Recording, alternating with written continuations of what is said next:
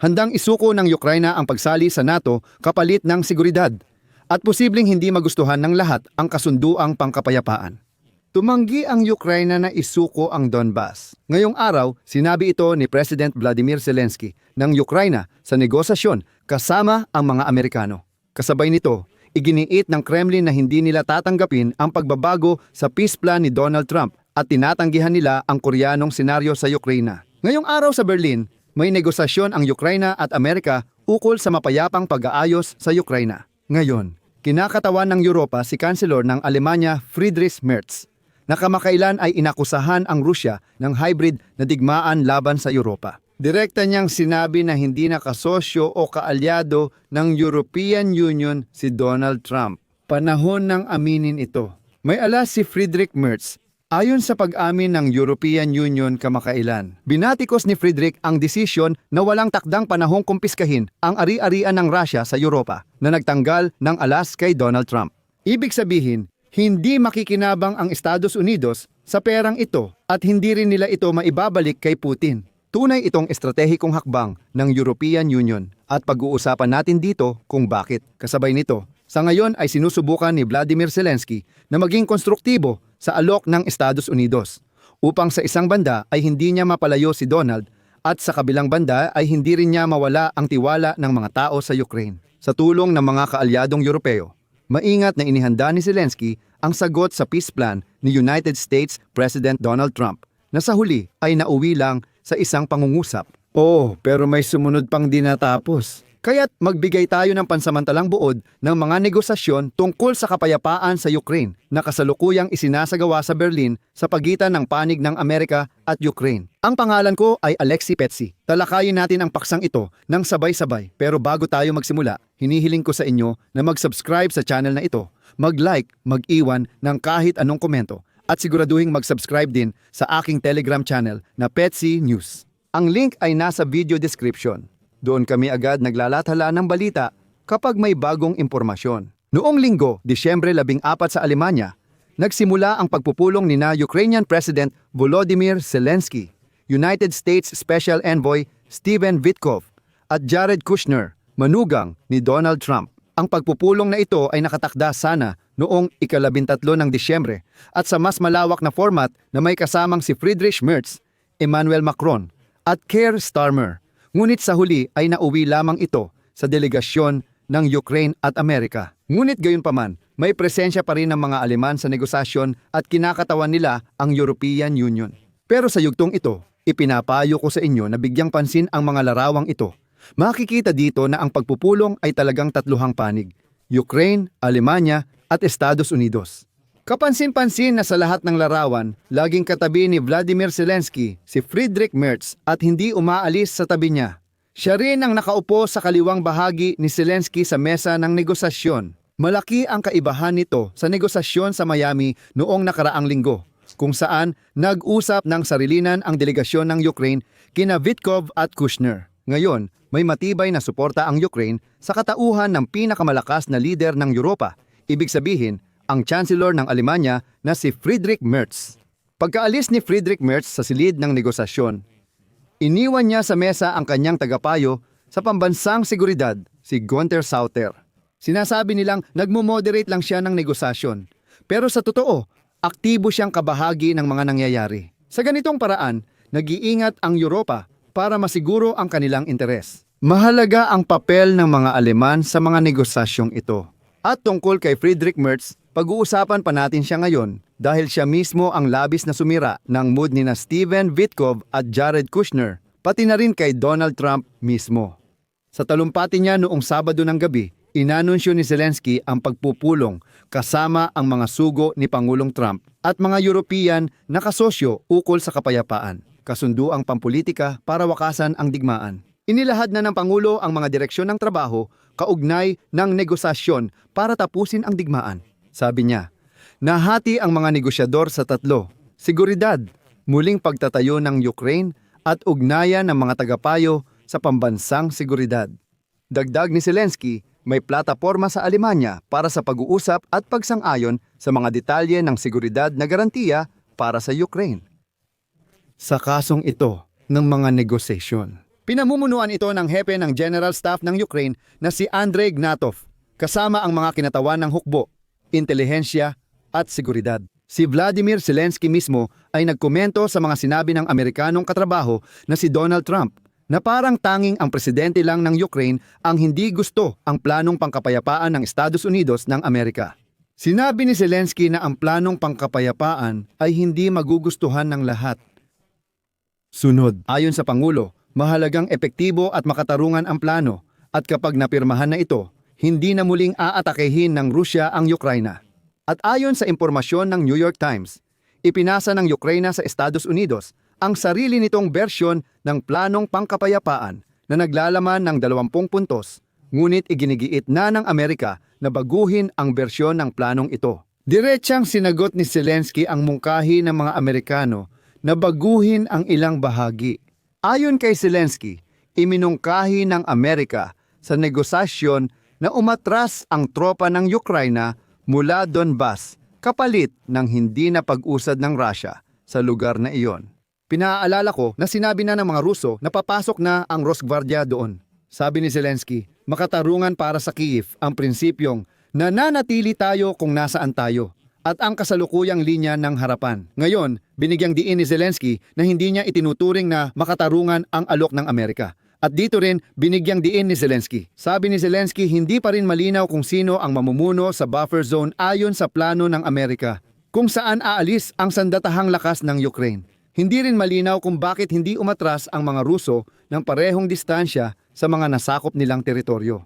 Sabi ni Zelensky na nanatili ang Ukraine sa kanilang pwesto, bagay na ayaw ng mga Ruso na nagbabantang sakupin ang buong Donbas. Ayon kay Pangulong Zelensky, madalas nilang pinalalaki ang kanilang tagumpay. Ngayon, nagsimula ng mag-ingay sa Kremlin na hindi nila gusto ang plano. Sinabi ni Yuri Ushakov, tagapayo ni Putin sa mga internasyonal na usapin na hindi na pag-usapan sa negosasyon ang opsyon ng Koreanong senaryo para sa Ukraine. CP, hindi namin ito napag-usapan kahit minsan. Tinalakay namin ang iba't ibang opsyon para sa pangmatagalang pag-aayos at alam ng mga Amerikano ang aming mga pamamaraan. Hindi talaga napag-usapan ang eksaktong pagkopya ng Koreanong tema. Sa aking palagay, kahit minsan ay hindi ko pa ito narinig. Bukod pa rito, sinabi ng tagapayo ni Putin na hindi pa nakikita ng Moscow ang mga pagbabago ng Kyiv at Europa sa planong pangkapayapaan, ngunit sipi, malamang na hindi magiging konstruktibo ang kanilang ambag. Ito ang posisyon na kahit hindi pa nakikita, agad nang hinuhusgahan at tinatanggihan. Ganyan lahat ng mga Ruso. At ayon kay Ushakov, magkakaroon ng matinding pagtutol ang Kremlin kung magkakaroon ng kahit anong pagbabago sa plano, lalo na pagdating sa usapin ng mga teritoryo. Yung mga hindi naliligo ay muling gumugulo at papalapit na tayo sa pinakakapanapanabik na bahagi. Tungkol sa issue ng NATO, handa pa rin ang Ukraine na magbigay ng konsesyon. Ipinahayag ni Vladimir Zelensky na handa ang Ukraine na talikuran ang pagiging miyembro ng NATO kapalit ng mga garantiya ng seguridad mula sa mga kaalyado. Ayon sa kanya, ito ang pangunahing kompromiso ng Kyiv sa usapang pangkapayapaan. Mula simula, nais ng Ukraine sumali sa NATO bilang garantiya ng seguridad, ngunit may ilang kaalyado sa United States at Europa na hindi ito naunawaan o sinuportahan. Kaya ngayon, ang mga bilateral na garantiya ng seguridad sa pagitan ng Ukraine at Estados Unidos, ibig sabihin, mga garantiya mula sa Estados Unidos na katulad ng nasa Artikulo 5, ang NATO para sa amin at ang mga garantiya ng seguridad mula sa mga kasamahang Europeo, pati na rin mula sa ibang mga bansa tulad ng Canada at Japan, ay isang pagkakataon upang maiwasan ang panibagong pananakop ng Russia. Diin ni Zelensky, dapat legal na obligado ang mga garantiya ng seguridad.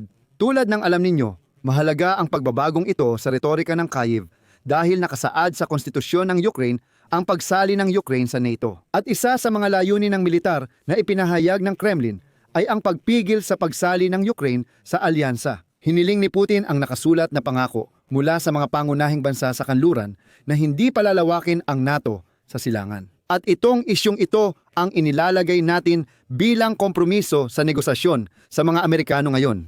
Hindi tungkol sa teritoryo, kundi tungkol mismo sa issue ng NATO. Parang, hindi kami sasali sa NATO, pero gusto naming makakuha ng mga seguridad na garantiya gaya ng sa mga miyembro ng NATO. At sa usapin ng negosasyon, si Zelensky ay kumuha ng isang kakaibang posisyon.